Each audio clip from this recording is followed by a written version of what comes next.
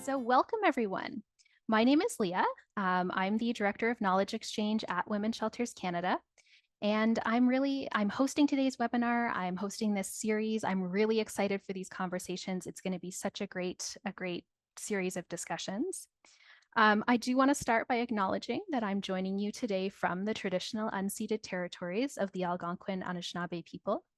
I also want to acknowledge that I am a settler on these lands, and my responsibility as such is to continue to learn about the historical and present impacts of settler colonialism and to support the ongoing work of decolonization and reconciliation.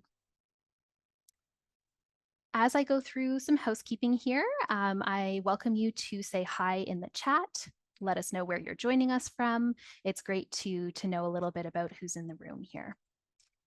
So on the housekeeping front, as I mentioned, we do have interpretation for today's webinar, and folks will be speaking in English and French. So please do set that up now. You can go down to the bottom of your screen, click on interpretation, and choose English or French. You've probably noticed that you don't have video or audio to turn on and off, so only our panelists today are going to have video and audio. It's just to keep the airwaves clear here. We've already got about 80 people listening in, and so we want to make sure everyone can hear well. We do want your participation though, and so the chat is a great way to do that as folks are putting in at the moment. So keep using that chat throughout today's session to say hi, to share comments, if you have any tech issues or anything like that, let me know in the chat. So that's a great resource for joining in today. The other thing you can do is put your questions for our speakers in the Q&A box. So that's right beside the chat on your screen. You'll see a little Q&A. And that is the best place to put your questions because it keeps them nice and organized for me. If they're in the chat, I might miss them. So please use the chat, please use the Q&A, and we look forward to a really engaging conversation. We are going to be recording today's webinar, and we will share that recording afterwards with those of you who are here, as well as folks who registered and couldn't attend. As you know, today's webinar is the first in a three-part series, and this series is based on the work of a community of practice on harm reduction and lowering barriers to service that Women's Shelters Canada ran for the past 2 years or so. 25 different shelters and transition houses from across the country came together. They spent that time sharing concerns, ideas, promising practices, lessons, discussions about harm reduction and lowering barriers and how to address challenges and how to, take on this big task. And so now in this webinar series, we are going to share some of those discussions and those practices and lessons with all of you. So yeah, so we're excited to do that.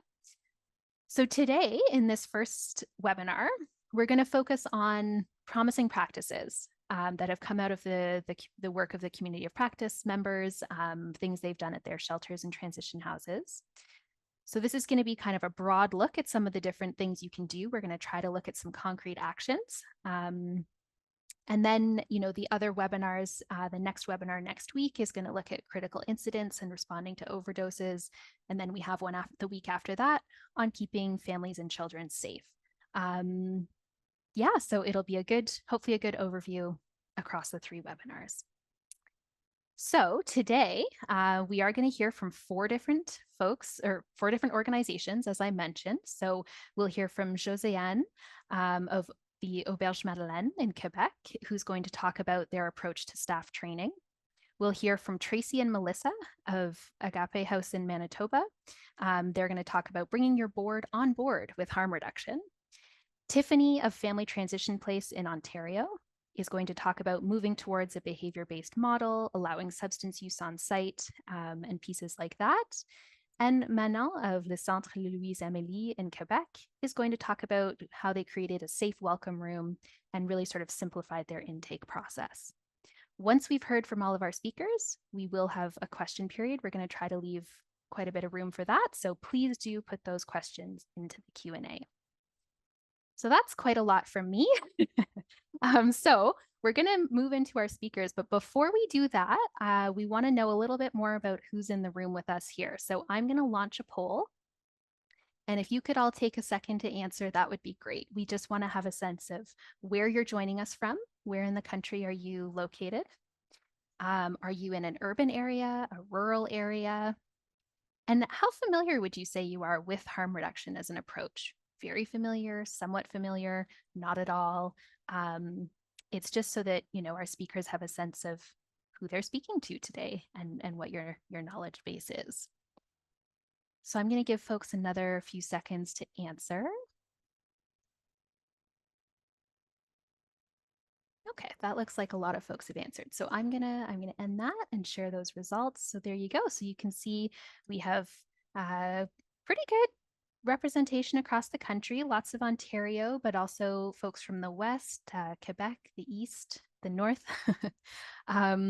Pretty much 50-50 urban rural, which is kind of cool. So that's great.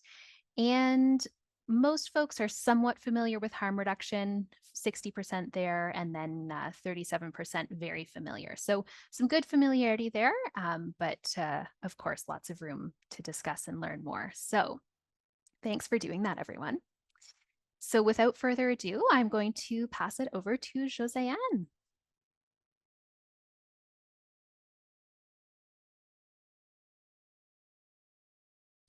And you are on mute. Can you open your microphone? Oh, sorry, everyone. Hello. It's a little bit weird when I'm talking to my screen and I can't see anyone because my presentation is here. So here I'm going to share our presentation that we did for a training on substance use. I created. So I am the coordinator at L'Auberge Madeleine. It is a shelter for women that do not who are experiencing homelessness. We do not have any children in our centers. We've been around for 40 years. We're short period stay for our shelter. So we have 27 individual or 26 rooms, and there's about 300 people who stay with us every year. The length of the stay is only 6 weeks, so we really want to try to have a high inclusion rate. We're working on harm reduction. We use a feminist approach.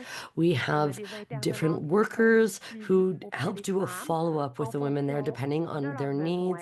We also do support to help people get health care or other support. We have activities even that people can be involved in after their stay with us. And we have 100% occupation rate. And we have to refuse 6,000 to 7,000 requests a year. So we're really lacking women's shelters in Montreal. So my role as the coordinator, I'm really doing ongoing training for our intervention and our workers who work on the ground with women. And we want to try to make sure when people are welcomed, all the workers at L'Auberge de Madeleine have the right skills to accompany and support those women to the best possible way. Sometimes things that we're lacking in our training is substance use training, because a lot of people have backgrounds who come to work with us have maybe specialized education, maybe they've been social workers, but often the question about addiction, substance use, etc., they didn't learn about that in school and their experience. And sometimes maybe more than half the women that use our shelter do consume or use some substances. So we want to have the lowest barriers for access possible. So we would want people to be able to stay with us even if they are intoxicated, if they have been consuming substances, that they're allowed to keep those substances in their rooms. They have a little locker that they can lock with a key where they can put the substances that they have with them. So we have women who come to stay with us who have a daily or habitual substance use or consumption. So we want to be able to have the space accessible still for them, and then we can still work with them. So I created this training, and it's a French and English version. So these are the themes that we go through in this training. And so I'm going to give you a overview of the trainings and then also what the impacts have been on our workers throughout these different trainings. So the themes that we look at, first we talk about classification of drugs. So there's depressants, hallucinogenic drugs, and stimulants.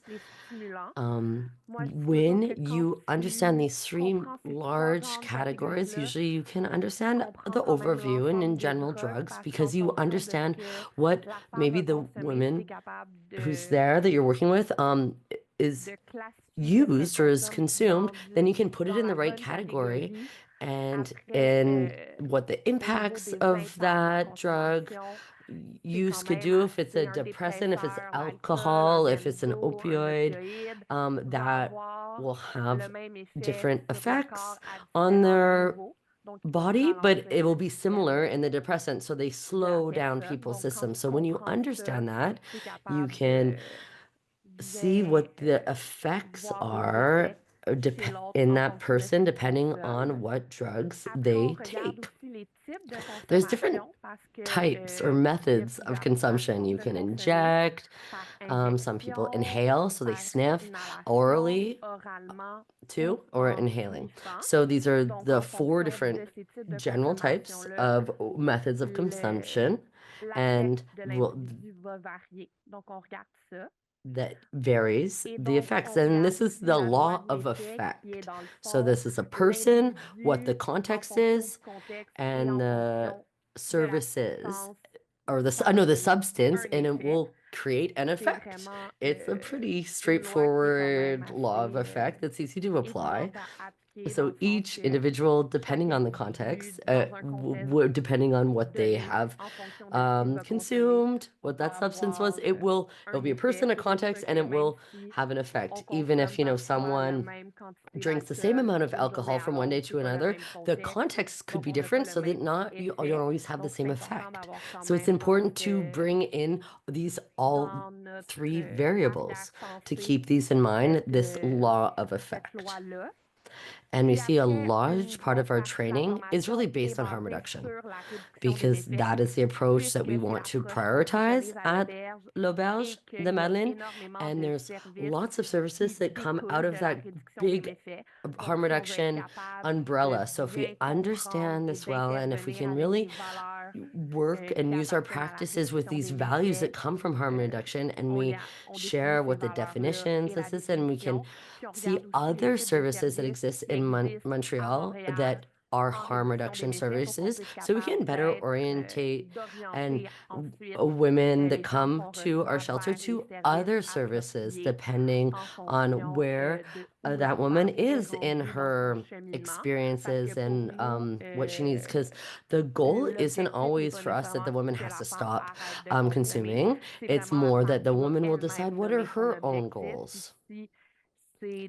And if you're using or consuming drugs on a frequent or a daily basis, and then we can still look to see how can we reduce the negative impacts on their lives and what kind of actions you can start using to reduce the negative impacts of drug consumption. So then let's say overdoses. So let's say if someone has a depressant, if overdoses, we're talking about opioids, and then we have naloxone. So we share a practical training on how to administer and use naloxone. So I don't know if people know that. In Quebec now, it's not very user friendly.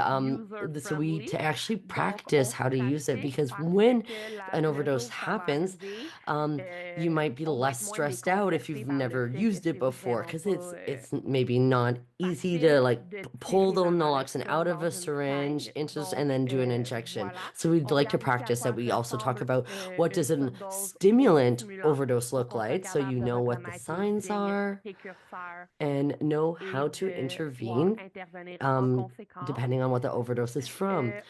And then we're talking about how do we do safe injections. So that's a practical training, and then our workers can use and play with the material because we have safe injection materials and equipment on site. But I think all the workers should know how that material and how the safe injection process products work, and you can share that information because can be a time where you can actually talk with the person. And it's not just give them the syringe.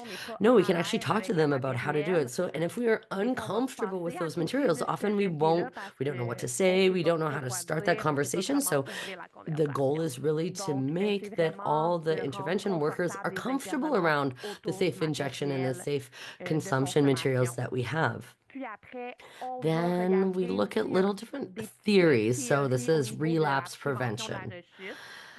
So what kind of things can we put into place, or what can people set up for their own plans to prevent relapses, but also to let people know that relapses are part of the process. So to make it less dramatic, so that people don't feel guilty to like really unpack that relapse word.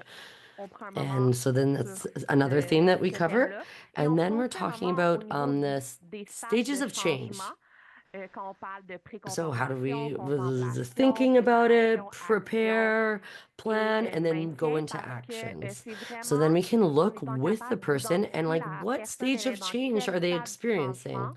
And then we know how to better orientate our interventions and the work we do with them. Because if, let's say, the person is in a stage that's more their drug consumption isn't an issue for them. We're not going to try to intervene and say you need to reduce how much substances you consume. No, that would be a loss of a proper interaction or when so it's really to identify where the person is, what is their stage of change, and then to look to before and after. And there's little tests to see that in a training so people can kind of have an idea of where people are in their process and in their stage. And so this is about a 3 hour training if people really like to discuss a lot and add.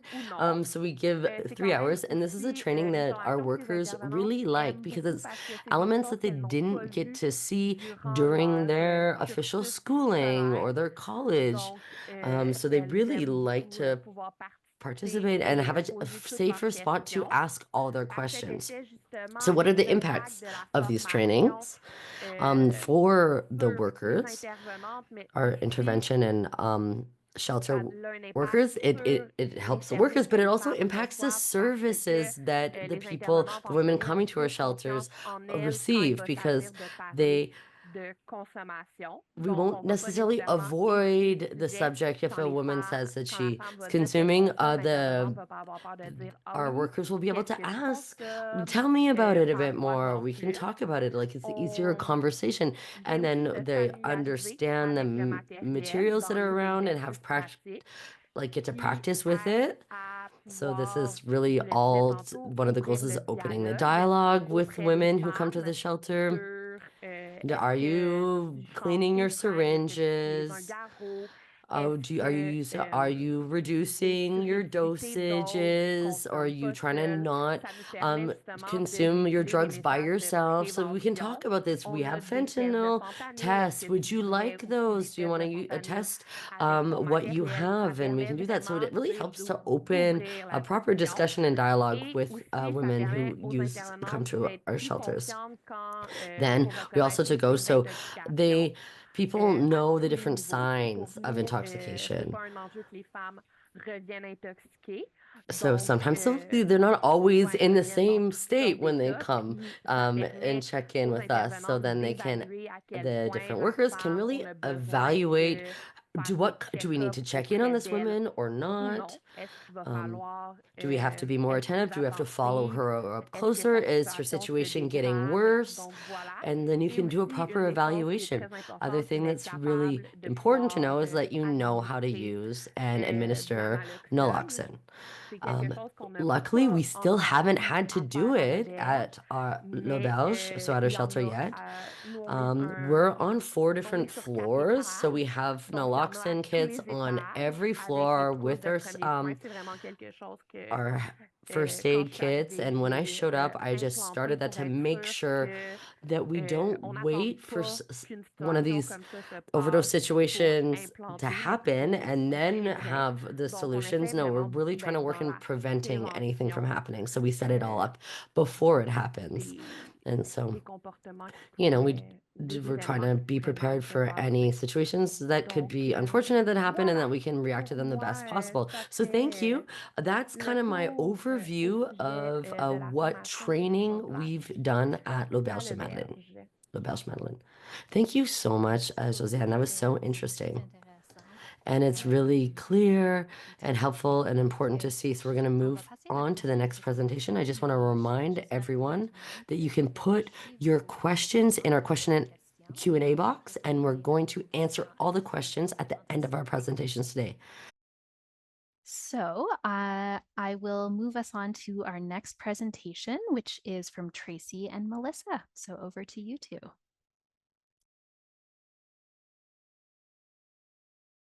Can we see the screen? It looks great. Thank you. Perfect. Good afternoon, everyone. Can you hear me? Okay, perfect. So thank you for inviting us to this webinar. It's been an honor to be able to participate in this community of practice. Over the past 2 years, we've had the opportunity to learn from multiple organizations from across the country. And with that knowledge, we have been able to reduce barriers within our shelter. We're looking forward to sharing our learnings with all of you today. So my name is Tracy Whitby, and I'm the Executive Director, and I've been with Agape House for almost 11 years.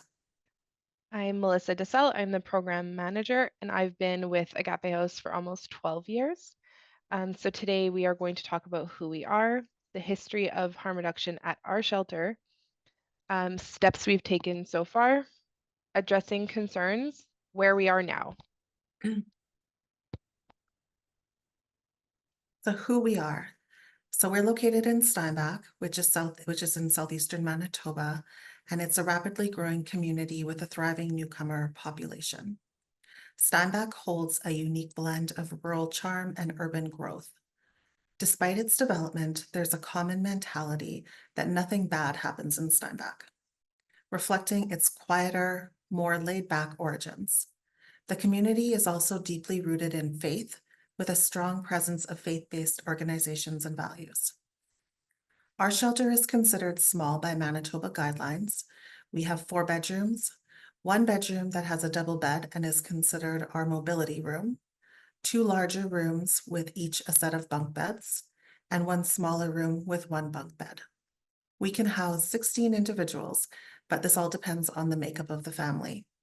We're often utilizing hotels to ensure safety.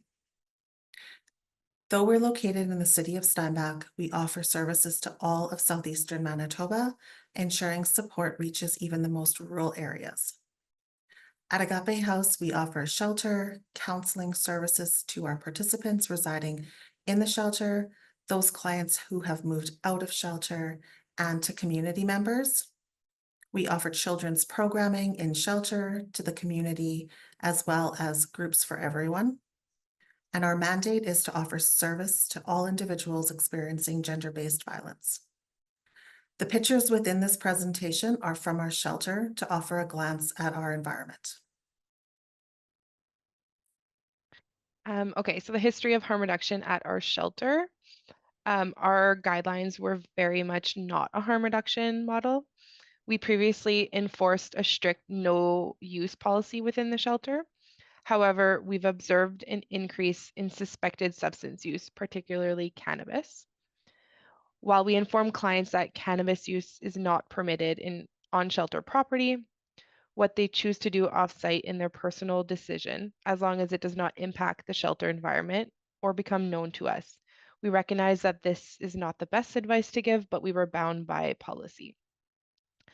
Policy enforcement, so clients have often been asked to leave if they've been caught using substances while in shelter. We quickly realized that this is a barrier and substance use is coming up more often than not, which is when we decided to bring it to the board level, recognizing that the board sets policy. Strategic planning. So 2 years ago, harm reduction was introduced during our strategic planning session. At that time, the board expressed reservations and was not ready to fully engage with the concept. Okay, so steps. So over time, by having conversations on the topic, our organization has grown more comfortable with the concept of harm reduction. We can take gradual, thoughtful steps forward, and this is how we began that process. So a presentation overview. A detailed presentation on harm reduction was shared with our board, and we're happy to make this presentation available to any members who wish to review it or use it. Some of the highlights from that presentation are the continuum of harm reduction, behavior-based policies, policies from other shelters, seeing the whole person, and the intersection of human rights. We shared stories. While maintaining confidentiality, we shared personal stories from the shelter to highlight the disadvantages and barriers created by current policy. Our board needed to be aware of how this was impacting our clients.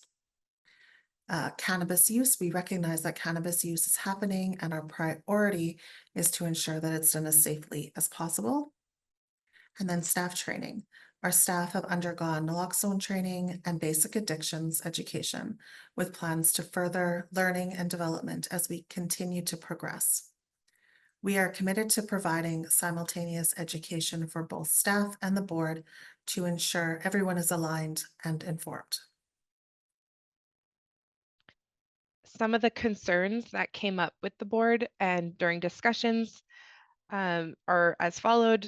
We are still in the process of addressing these concerns, with safety and well-being of children being our top priority at our shelter. So children, we ensure that the safety and well-being of children in the shelter remains our greatest challenge as we implement harm reduction strategies. Location, we are assessing the potential harm of harm reduction policies on both the surrounding communities and the shelter itself. Clients often share rooms. So while we're fortunate to have a large backyard, we must be careful considering how cannabis use may affect other residents. Substance storage, we are developing clear protocols for the safe storage and management of substances to prevent misuse and ensure that they do not fall into the hands of others, particularly children. Space constraints, the limited size of our shelter poses challenges for implementing harm reduction measures effectively.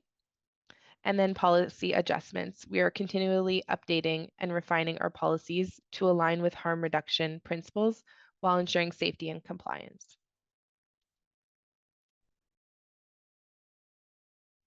So where are we now?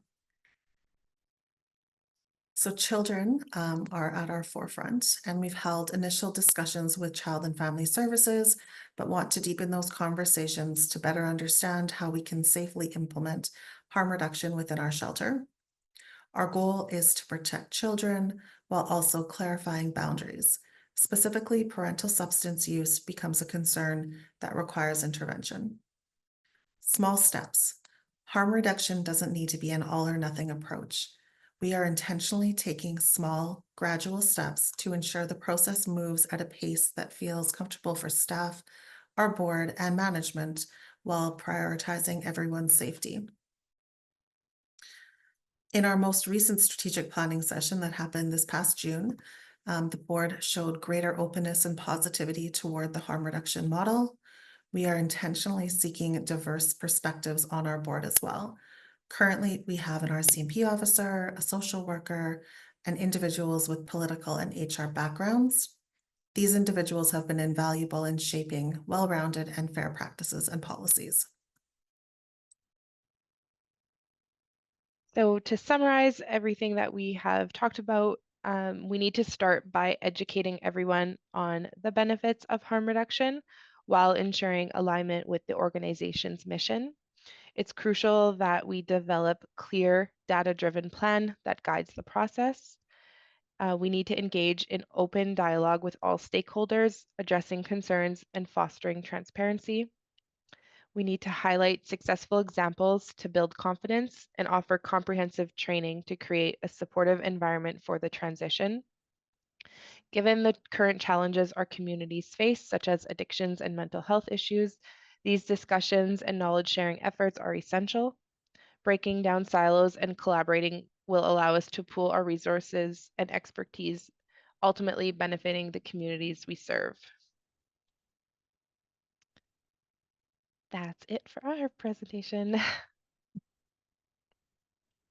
Thank you so much, Tracy and Melissa. That's great. Such a useful journey to hear about.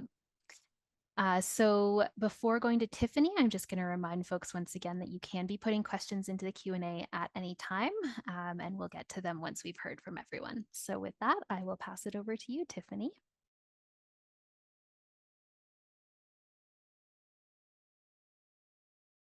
Hello, everyone, and thanks for those who have gone before me who have done such great work. My name is Tiffany, and I'm here to talk about harm reduction within our shelter program from Family Transition Place.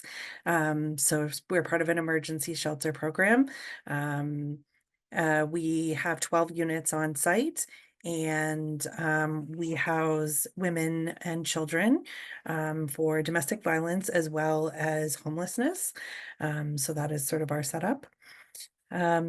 So let's look at how the journey began for us. Like education is key. I've heard both of the presenters before me talk about education for boards, for staff, and I think also it applies to clients that we serve. Education is really important piece of that. And it started for us by challenging some of the status quos and having conversation and basing our conversation in values. And what are our values and how do we want to support the people that we're working for? And that really helped us kind of like push us along. And then finally came some trial and error is sort of how we started the process. We also have a second stage housing program. So we originally started doing some trial work around allowing alcohol on site in second stage programs before we moved into our shelter program. Although we've never been an abstinence-based program, we didn't allow substances on site. As Melissa and Tracy were kind of talking about, it was like you can use off property, but you can't have it here. And since then, we've now moved to a model where legal substances are allowed on site. So that would include cigarettes, alcohol, marijuana. Yeah. So part of that initial first step of trialing was then we moved into providing harm reduction supplies within the shelter, which includes naloxone, as well as some of the things that we talk about as pregnancy tests, condoms. We really are trying to expand our mind. I know for the purpose of this webinar, harm reduction is more in terms of drugs and alcohol, but really pushing to expand our mindset around what is harm reduction, how do we reduce harm in all ways, because it really then starts to span your mind a little bit. And then the trial and error part. So we do offer $15 emergency money to folks that come in. Originally, we were offering cigarettes to folks in crisis at some times as a harm reduction strategy to sort of help calm them when they were in crisis.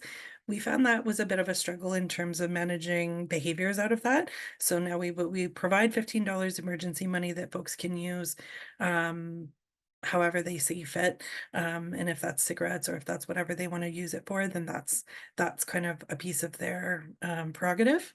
And then it opens up the conversation for wellness plans and safety plans with the clients.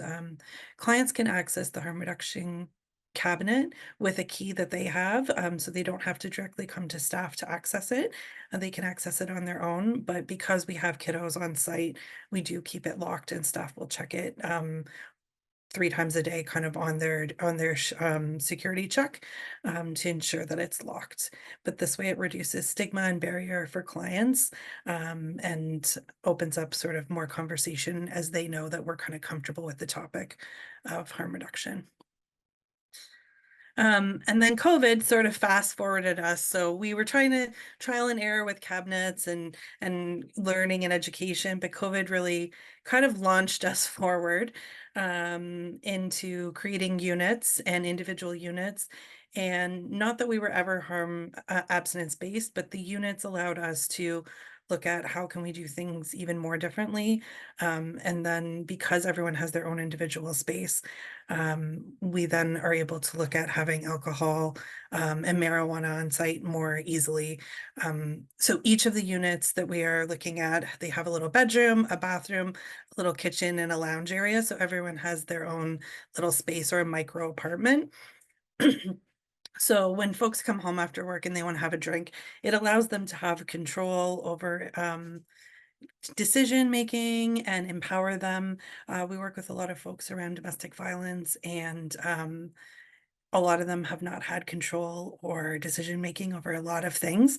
And I know some folks here are, well, all the folks here are adults, and you may choose to have a glass of wine or partake in whatever it is that you enjoy doing after a hard, stressful day at work. So we do look at, you know, how do we also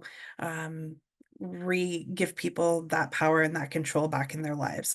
So that was also sort of a decision on why we moved forward, along with the ability to have things in more individual units. So it increases control and choice. And then in terms of behaviors and concerns, we actually have not seen an increase in behaviors and concerns from going from one to the other.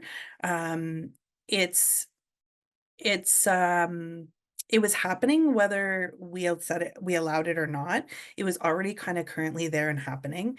So when we said, okay, we're allowing legal substances, it really just opened the door for more communication, more correspondence, more open conversation. And now, like, while like Josée-Anne, as you're saying, like education for staff is really important. One of the other great ways that staff are learning is through the clients as well. And because each one of them have kind of their own individual needs or ways of using or things that they've learned along the way. And so we need to have our own knowledge for sure. But another thing that it's opened up is more communication, more conversation, and more learning from clients as well. And that really helps create those individual safety plans and behavior modification plans in order to support them the best way. Yeah. So we also have a training program where all new staff will learn about all the items in the cabinet. In the cabinet, we also will have national overdose response numbers, public health alerts. We've also now moved to offering test strips as since the participating in the community practice. That's an additional measure that we have incorporated into our work. Along with, we offer a critical incident debriefing team. So we are partnered with a number of shelters within our region. So if there was to be an incident, we could offer to go to a neighboring shelter and provide them debriefing and support, and they would come to us. And the benefit of that is just that they have an understanding of the work we do. We understand the work they do. We don't have to do so much of the explaining pieces. Yeah. And then to further it off, we also moved into pets and shelter as an additional harm reduction tool. Some folks would say like they wouldn't leave a relationship because they didn't want to leave their animal. So now we have pets, we have dogs, we have cats, we've had hamsters, we've had a lizard, like we've had all different kinds of pets and animals within the shelter.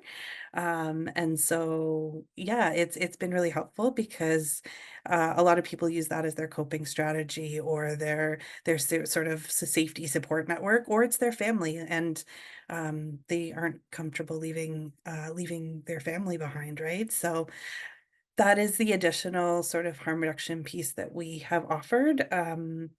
I will say, like, I think we had all the scary thoughts that your board kind of listed, Tracy, in terms of children and safety and all those things. But we, of course, have had some issues, but it's I think many of those issues we would have had no matter what. And it's been a really smooth transition for us. And I, of course, am open to any questions that any of you guys have as we go along. Thank you so much, Tiffany. That's Yeah. so great to hear. We are going to keep questions till the end in general, but Yeah. we just had a really specific question come up. If you wouldn't mind just clarifying or reminding folks what region you're in or where you're located. Yeah, for sure. I'm in Ontario, so we are in not rural but not urban. We're in a smaller, like it's a medium-sized area that also serves some rural in our catchment. So we're a bit of a mix, if that makes sense. Yeah. Awesome. Thank you so much. And I do see the other questions, but we'll keep the bigger questions till the end. OK. Our Donc, next notre presentation will be prochaine Manon. présentation, c'est Manon. Vas-y. Donc, désolée. Apologies, this is my Première first expérience avec un experience casque et with un a micro. headset. My name is Manon. Nous sommes We are situés located in à Saint-Anne-des-Monts Saint-Anne-des-Monts, in au Quebec, Québec, in the en Gaspésie region Gaspésie, in à Saint-Anne-des-Monts. Saint-Anne-des-Monts. Donc, ici, l'automne, It's c'est fall season magnifique. here. Les It's couleurs beautiful outside. The sont colors super are full belles. out. Je suis I am a intervenante social à worker l'accompagnement de la défense accompanying des droits women in au their centre rights defense in Louise-Amélie, Centre-Émilie, une which maison is a d'hébergement pour femmes violentées et leurs enfants. Nous sommes shelter un housing 24/7, for women having gone donc through domestic nous violence. accueillons, We are open notre mission 24/7, and our première est first d'accueillir les femmes dans un contexte de violence goal is to conjugale, mais host nous women offrons going aussi through domestic violence issues, but du we also répit, offer du um, dépannage. a Et resting tout récemment, space, nous avons mis last minute support, en place and we have un just espace recently hybride pour launched a accueillir hybrid space ces where femmes qui we sont can dans un état de welcome these women consommation that are quelconque. using some substances. Moi, je suis à l'emploi ici depuis une I've been quinzaine working d'années. here for around 15 Et si je years, me souviens bien, au and début, according to my memories, toute consommation était une we used to tolérance have a zéro. zero Donc, tolerance lorsqu'une policy femme for any arrivait drug or alcohol dans un use. So when a état woman would show up, d'ébriété ou de either drunk consommation or de drogue, having taken some substances, on lui we demandait would ask her to de actually just retourner, de leave and revenir come back when she would lorsqu'elle be serait sober, plus once apte she would be more capable à accueillir la maison. of fitting into the shelter's Et je environment. vous dirais que And depuis so for the peut-être last 3 or 4 3-4 ans, years, maybe, on s'est we have questionné, on had s'est penché beaucoup conversations sur and ces we femmes thought qui about ont these women who inévitablement un have a lien big entre relationship ces victimes de between violences domestic conjugales et violence leur and consommation. use, C'est souvent alcohol use or c'est drug pour use. This is pallier à usually ces a douleurs coping internes. mechanism. Donc, on And a so we commencé à les started accueillir welcoming them in dans in nos our espaces, spaces. dans les espaces déjà, déjà spécifiques So we à already had elles. specific spaces to welcome Mais them in, but on vivait une certaine we had problématique issues. de pourquoi elle, pourquoi pas Why moi, pourquoi que can she elle, come in? Why elle not peut me? Why can this être en person have a hébergement dans un shelter état while avancé she's drunk à- or d'alcool while ou de she's under drogue, et puis the qu'on interdit influence à of une drugs autre while de consommer. somebody else will be told not to Et use drugs or c'est pour alcohol ça on que site? And so that's why we chambre have a hybrid hybride, unit l'espace hybride est venu where we can pallier kind of bridge that gap, ce questionnement-là, à ce besoin because de mettre we aussi une do sécurité need autour de to cette femme. have some security Donc, nous avons around that woman. aménagé. And so, Leah, Léa, tu peux would you présenter? mind presenting? We have set up something. Nous avons aménagé un So espace we have qui est au this a new départ space that used to be just an un office bureau, space. un espace bureau qui, ben, je suis présentement And dans cet I'm in that espace-là, space un right now, espace actually. So bureau this is an office qui, space qui est in un lieu which we can d'accueil, qui est un lieu welcome women, we can d'entrevue do interviews or lorsqu'il n'y a pas conversations de femmes, lorsque when l'espace the n'est pas space is utilisé free, par meaning une femme no other intoxiquée. person is using Et it. lorsque cette femme, lorsque cet espace And when est the hybrid occupé, elle space devient is notre occupied, chambre, it notre espace de becomes réduction des a méfaits. harm reduction unit. L'aménagement a dû So we had to être pensé think et about the repensé. design a Donc, long time. c'est un lit And so this escamotable is qui a a Murphy été, bed, qui a été pensé, qui a été that was set aménagé. up. Tout ce qui est non All essentiel non-essential dans une chambre a été enlevé. facilities were taken Donc, out. la femme qui arrive And ici so n'a the women who will aucun come into this bagage. Tous unit, ses they bagages, usually have tous no luggage. sa consommation est mise sous clé. All of her La chambre est substances are locked utilisée away, pour environ and the 12 room is heures. available Elle est for around 12 adjacente au hours. bureau des intervenantes. It's Donc, right next to our l'intervenante offices, pourra à and so tout at any moment time, avoir our social accès workers can have à access to the l'espace et avoir space accès, bien sûr, à la femme qui le veut. and intervene with the woman Il y a des who's rondes in there. qui vont être faites aux heures. Il y a une So porte we will check up on them qui every donne hour, accès à l'extérieur si elle veut aller fumer. and there's a Durant door cette 12 heures-là, leading elle n'aura outside pas if accès you à la need to go maison en out tant and que telle. smoke. Donc, Over elle ne the sera course of pas en those 12 contact hours, avec la women do not clientèle have qui est access to the déjà main en room or the main hébergement. center, so they won't be in Suivant contact cette with 12 the other heures-là, si clients la that are dame already souhaite in the demeurer en shelter. hébergement, à ce moment-là, Following that elle aura 12-hour accès period, if the person wishes à to la stay in maison, the shelter, then à la she maison can stay d'hébergement. Elle sera retransférée dans in une the chambre housing qui est à room l'étage de la maison d'hébergement. in the main units. Et bien sûr, Of on a course, dû we aussi, also au travers de had tout ça, to modifier notre fiche d'accueil. Modifier, ou so je we had dirais to plutôt simplifier streamline la fiche our d'accueil welcoming lorsqu'on accueille une practices femme en when we're hébergement ici. having someone walk in. La fiche The d'accueil, dans le fond, welcoming, qui comporte okay, 4 so pages, une fiche d'accueil we have a normale, servant agreement. It's a a été 4-page simplifiée document, à and seulement it was quelques simplified to questions. only a few questions. Bien sûr, si la So femme obviously, arrive if accompagnée soit the d'un client policier ou soit d'une shows up with intervenante police or with a social worker, d'un with another organisme external externe, organization, c'est it's intéressant à ce interesting moment-là at de that time questionner to try to la understand, policière, le policier, ask the police l'intervenante, à officer or the savoir social qui elle worker est, d'où elle about vient, what's the est-ce qu'elle woman's a une situation. adresse, Does she have a housing en cas address? Do we d'urgence have qu'on peut a contacter, emergency contact that we can et call? quelles sont And les what are the substances substances that qu'elle she's using consomme usually? habituellement. Si If cette the femme-là arrive person shows seule, up à ce alone, moment-là, on lui then we demande ask son her nom, for on her lui name, demande une personne en cas emergency d'urgence contact, à contacter. Et and that's c'est pas pretty mal much tout ce all qu'on we a need to besoin know de in savoir order pour to l'instant. welcome Si her in. If elle she décide de decides demeurer to, en installation, bien sûr, à ce moment-là, il y aura bien sûr if la she fiche decides to d'accueil stay at the shelter, then qui we est have a comme welcoming pamphlet, essentielle a flyer avec tout with le passé un petit peu de la dame all of et tout the ce qu'elle context and veut background of faire the ou ce qu'elle a organization. l'intention de faire And we durant have a son conversation with her in hébergement. order to understand what are her Et objectives, ces her femmes-là, goals during her lorsqu'elles sont stay. en hébergement These women are régulier, in our regular elles ont accès units. à la They have maison entre access 0 to et the 3 house mois. between 0 to 3 months. Mais pour la But chambre de réduction for the harm des reduction faits, room or unit, on considère we qu'entre consider 8 ou that 12 between 8 heures, to 12 hours is a c'est sufficient comme staying assez period. It's a raisonnable reasonable time for pour this cette femme-là, person pour qu'elle to ait le have the temps time to de se remettre come un peu sur down pied. and sober up a little bit. C'était tout pour So moi. that was it for my presentation. Thank you for.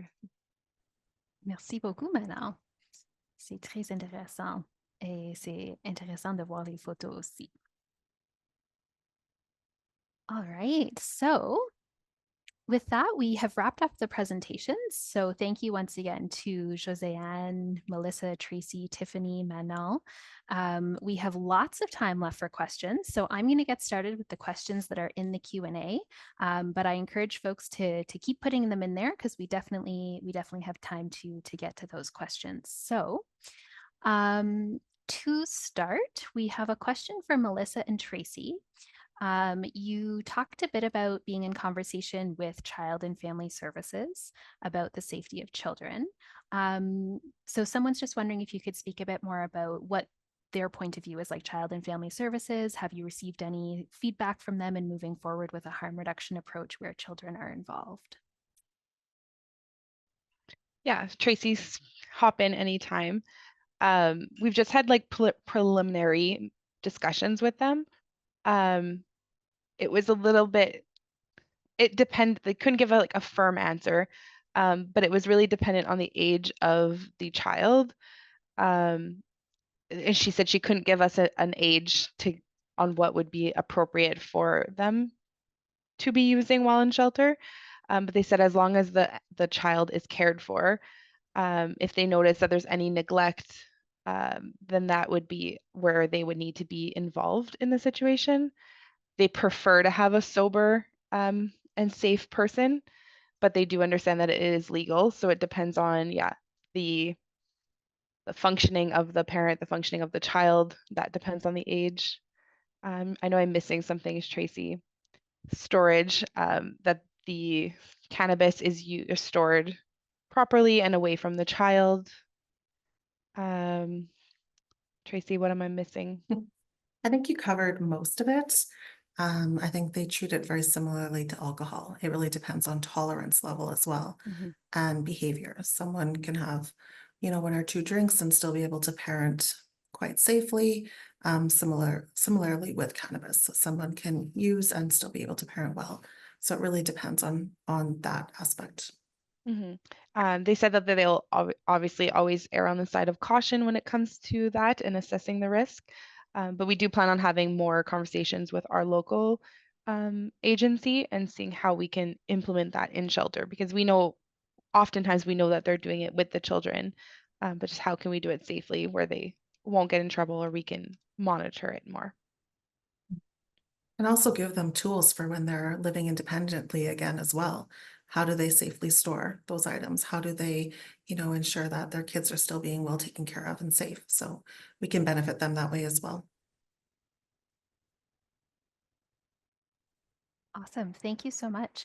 And I'm just going to note there's some folks commenting in the chat too. So if folks are able to see that, it's sort of some interesting additions here, but someone sharing in the chat that part of their harm reduction training with women and children includes safe cleaning of bodily fluids, substance residue that may be on face, hands, or clothing. Children can ingest these residue materials and overdose. And so they ensure that training is given to all women with children with no assumptions of who's using or who isn't. So just thought I'd add that from the chat there. Moving on to another question, and this one's for Tiffany. You mentioned test strips. Could you talk a bit more about what those strips are testing for and how that works? Yeah, so I'll use the example of fentanyl. You could get strips for different testing for different things, but so if someone were to, per se, use cocaine or something like that, they could take a small bit of the drug that they're using and they could test it to see if it was laced or had fentanyl in it. There is some education pieces around that it's not a foolproof system, that I think the term is the chocolate chip cookie, sort of like you could take a scoop of chocolate chip cookie dough mix and get no chocolate chips.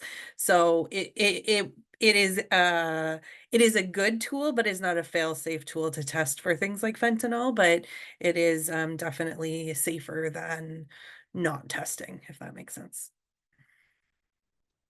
Thank you. Josée-Anne, feel free to jump in if I missed anything. Veux-tu ajouter, Josée-Anne? No? Okay. So a question, I'm going to let anyone who wants to jump in to respond to this, because I think it isn't addressed at anyone specific. So someone's wondering, what does your liability look like if there were an overdose that resulted in death in the shelter and you had been aware that they were using substances? So I'm not sure if that's come up for anyone or if you have any thoughts on that.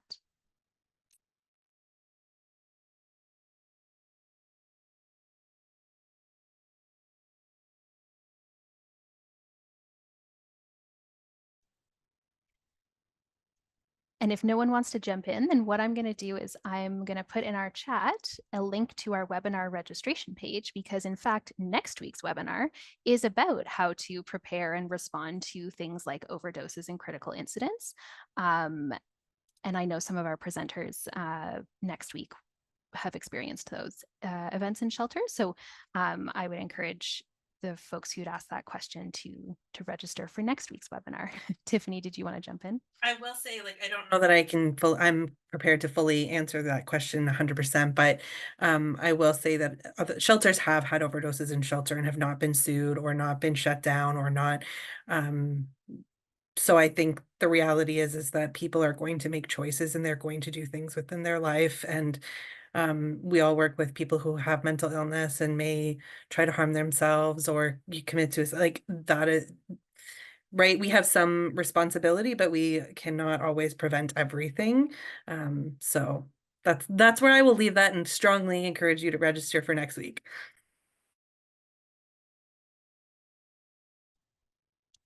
Awesome, thank you. So there is a question here about training and details on what your harm reduction training entails. So, and who delivered it. So maybe we can just go around, and obviously I know some folks joined kind of partway through the webinar. So Josée-Anne's presentation really focused on the training that they give at their shelter.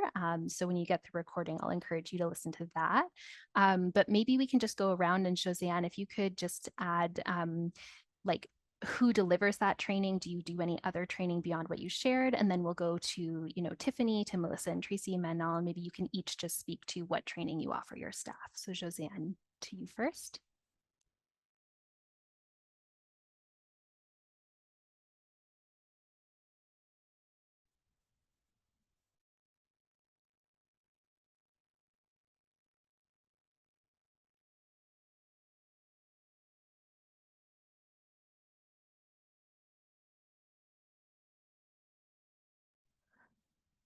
Josée-Anne, would you be able to give a little bit of explain the harm reduction training? I know you went into a lot of detail already, but could you tell us like who gives it? Is this way to people can share the presentation? So no, it's myself. I have a certificate in drug use and substance use. And so I worked in supervised injection sites and different overdose prevention sites. And I have the background to give this kind of training. And we have places that you can access materials, safe drug use materials, naloxone, and there's organizations. It's often a lot of community organizations who will give out the safer drug use materials. They'll often give trainings for general harm reduction, substance use 101, so they could go to different community organizations and different groups and share that. But actually, for me, I give our local training because I've done that before. I can give them naloxone and safe injection training because I have that background. But there means usually partnerships with other organizations. So Melissa and Tracy, could you speak to the training that you've given? Yeah, so we're in the very beginning process of introducing harm reduction, but from the beginning, we've always offered naloxone training to all of our staff. I think like Tracy had mentioned, Red Cross offers it, St. John's, there's a lot of places that offered it. In Manitoba, we've had a few times that it's been free. I don't know if it's free all the time. We do have planned to offer, it's called Harm Reduction 3.0. It's through the Manitoba Harm Reduction Network. So that's what we plan on offering to our staff shortly. And then some addictions webinars here and there. Just want to hop in and also add that like when we do have critical situations happening, we have a really good connection with the province of Manitoba and our funder, and they will allow us to bring in a critical debriefer and to make sure that our staff and the clients have access to that debrief relatively quickly. I think that's a really important piece as well.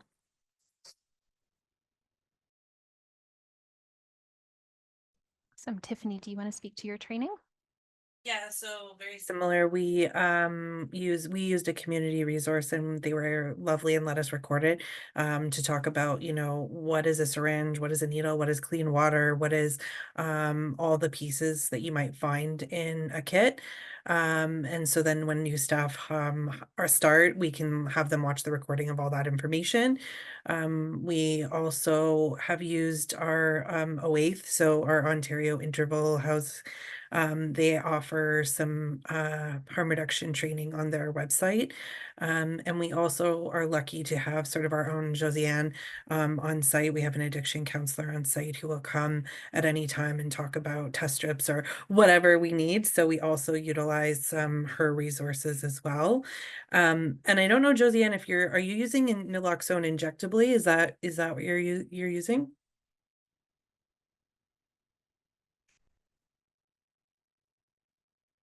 So I have both times, the inhalant and the injector. When I showed up, it's a debate. I like the injectable one more than the inhalant one, and that's the training that I'll give. However, people find it difficult to use the injectable one. So often the nasal spray will be given first. So it's 3 minutes between every naloxone dose. So you do the first 3 minutes, try the nasal one, and then you have 3 minutes to try to fill up your syringe so you'll be ready for a second dose. It's maybe there's not clear studies because we're not making people overdose then to see which one works better and what's easier to use. However, the injectable one has more effects than the nasal one.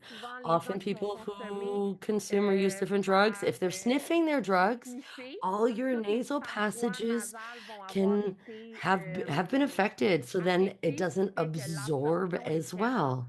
So it's not as good as the injectable one. So then the training, I really put a priority on learning how to use the injectable naloxone. But hopefully they're going to make an EpiPen version so it's really easy and you don't have to fill up your own syringe. So hopefully that was clear. Thank you. Voilà. No, thanks for that clarification. I know that a lot of our staff team are more comfortable I know with that a lot of our with the staff nasal, team are and more it's comfortable with less the tricky, especially if the they're not nasal, used to and it's using syringes less for tricky, sure. especially if But they're not thanks used to for using that syringes for learning sure. moment, yeah. But thanks for that learning moment. Yeah. Awesome. Merci. Manon, do you want to describe your trainings that you have on harm reduction for your workers? and staff?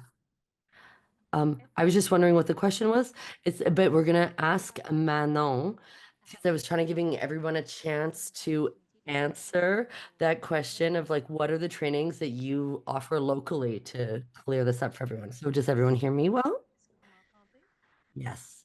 So here at Saint-Ouen-des-Monts, our staff was trained to inject naloxone, and we worked with our local public health, so the clinics and everything, to and there's also another organization called Maison Extase that has more information and they do more support in harm reduction.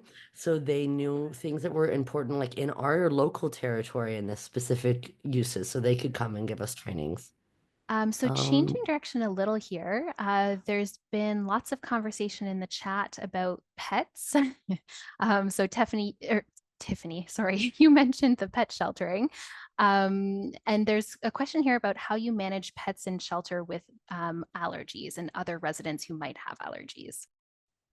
And I think that was one of the benefits of when we switched to individual sort of the micro units or micro apartments is that they're in their own space. So the pets stay in their apartments and then they only are kind of commonly in the hallways.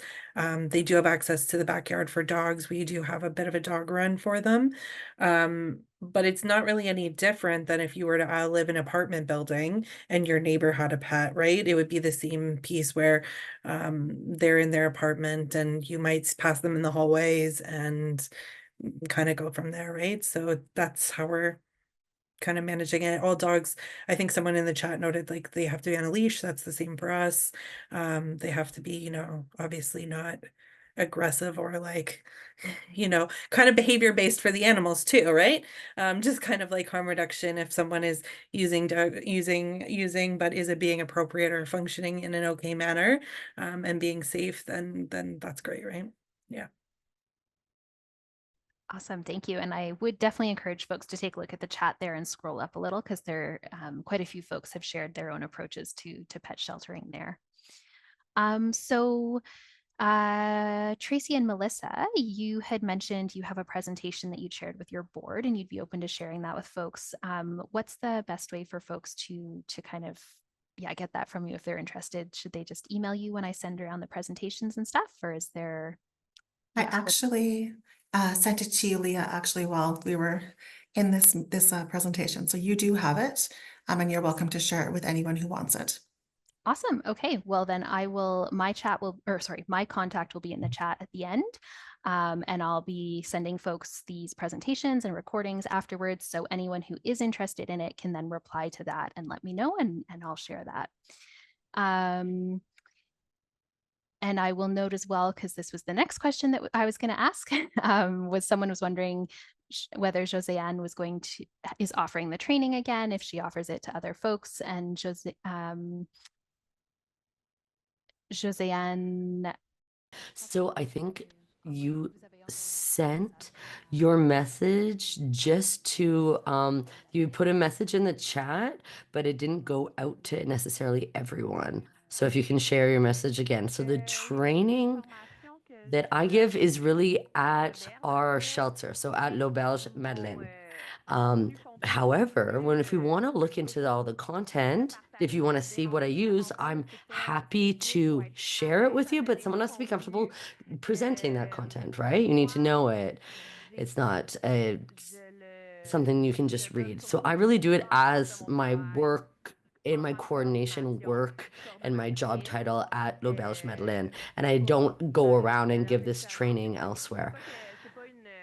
However, it's not, this wouldn't be possible to, but I don't have that, I have a busy schedule, so I could be interested in doing it. And I like talking about substance use.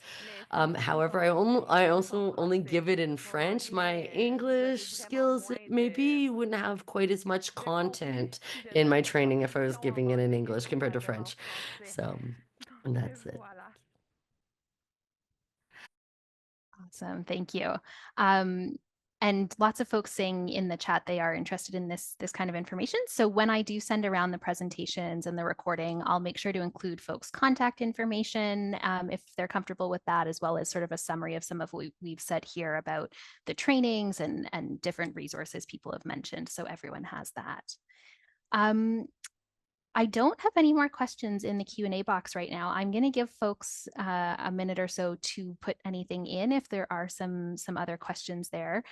We do have time still, so if you do have a question on your mind, this is the time. While folks are doing that, I'm going to just once again pop the URL in the chat for the webinar registration, because as I said, we have 2 more webinars coming. And in particular, next week's is about overdoses, critical incidents. So if you're interested in that, I recommend registering the week after. So 2 weeks from now, we're looking specifically at children and families and substance use. So the folks who were asking about, working with child and family services and families and children and those pieces, I recommend you register for that one. So I still don't have any questions here, so that's great. So I'm gonna move, oh, wait, hold on. There are questions. There's always questions right as I start wrapping up. Okay, so I'm going to put this out to anyone who wants to answer. So what were your experiences like with the staff in terms of adopting the policy changes in your shelter, reactions from staff and how you sort of worked with that? So anyone who wants to answer can.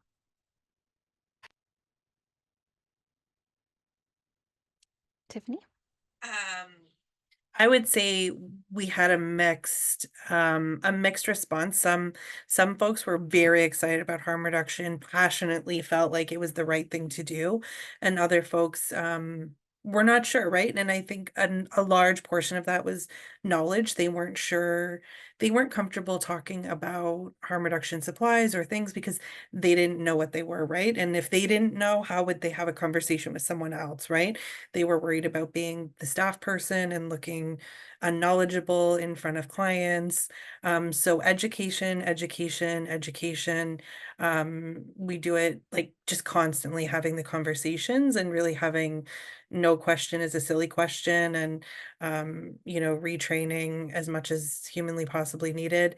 The other thing for the naloxone kits, we also included in part of, we do first aid within our organization. So anytime we have the paramedics come in and do first aid, part of that is like talking about naloxone and their experience with naloxone and how to administer naloxone. And so so lots and lots of education. And then values-based conversation is what we've really leaned into, right? Like, how are we serving these clients and how are we going to help them move forward? If we're shaming people and creating, barriers to them being open and honest and transparent, how are they going to get the help that they need? How are we going to move them forward? What is that going to look like? So once you kind of dig into those value questions, all the staff that work with us are all really in it to help and support people at the end of the day, right? And so once you start having those conversations, it started to change the viewpoint, that paired with education, I think. Hopefully that helped. Thank you. Would any of the other presenters like to speak to this one around working with staff? I just would add, I think Tiffany, we had a very similar experience. So yeah, you said that very well. That's very similar to the experience we've had.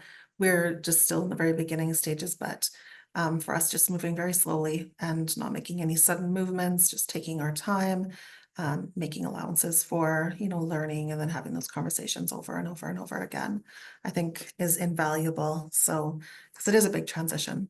And we have to recognize that. And it takes time to make sure everyone feels comfortable with the process.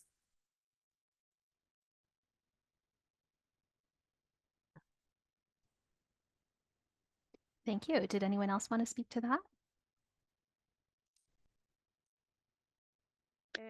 Well, I would like to say that for myself in our housing center, I've been there for 5 years, and before I got hired, the housing center was already approaching a harm reduction perspective, and that's why I was hired actually.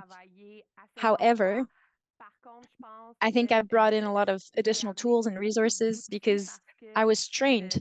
I knew what the needs were for the people that do use drugs, because when I got there, they would order material, they would safe injection stuff, but I told them, oh no, you actually need gloves. We need those small little boxes, not the big ones, because the smaller ones help us have one individual packs. We're gonna order some crack smoking pipes, this type of condom, don't order unlubricated condoms, that type of stuff. It all, we did have some tools on site, but they were not the most efficient tools, the most efficient products that were being ordered. So I gave additional information in order to make sure that my team were using the right supplies in the right time.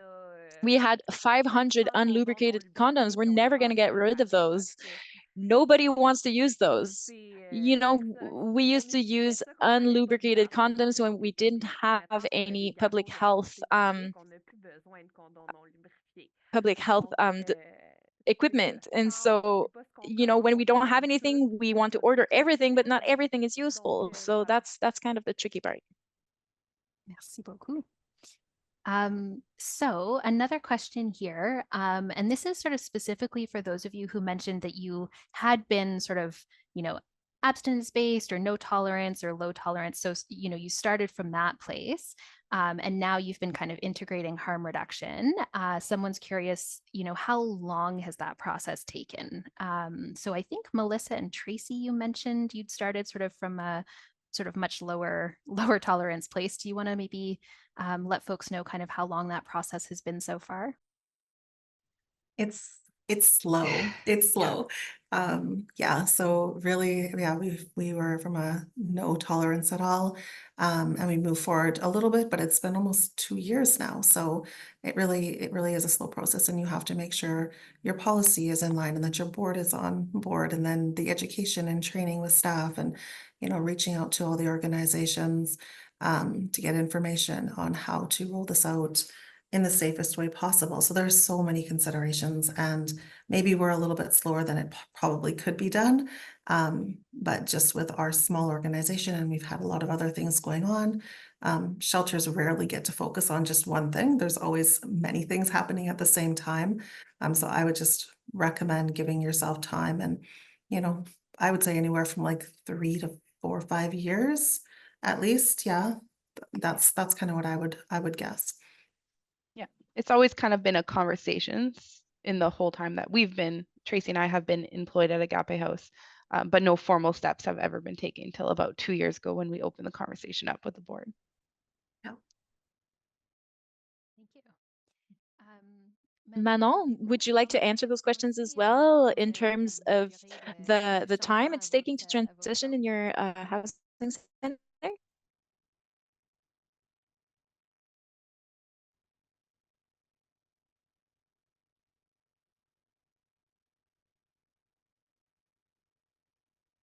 Manon, je sais pas si vous m'entendez, mais il y a quelqu'un qui a demandé combien de temps ça prend pour So Manon, we were just évaluer asking, how long, what's the time period that you're thinking of in order to do the transition towards harm reduction from a more strict perspective? That's okay. We might have a tech issue, so we'll just move to the next question.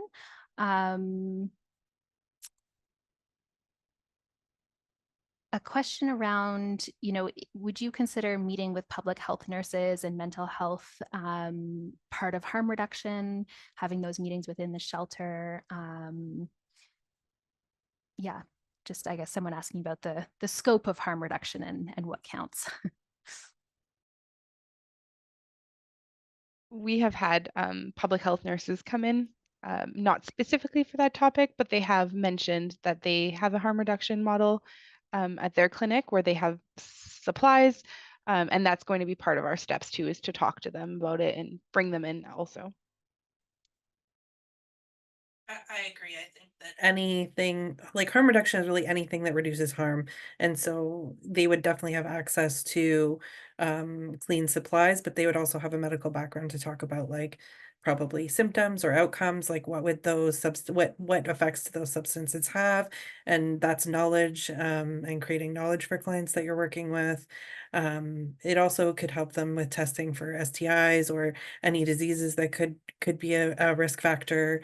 So that would be helpful. So all those things are like, some of those things are due to substance and some of those are harm reduction for your general health, but harm reduction really is anything that's reducing harm.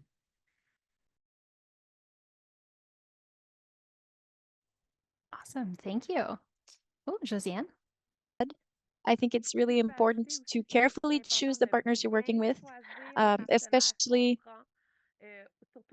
in the institutional level, because harm reduction's definition changes, right? Whether you're in the CS or in the public health network, or if you're working in the community sector, it's a very different definition. So we worked with a public health nurse who comes to our housing center instead of sending our users to the nurse in the hospital, because when she's asking women to go to her clinic, well, women just don't get there.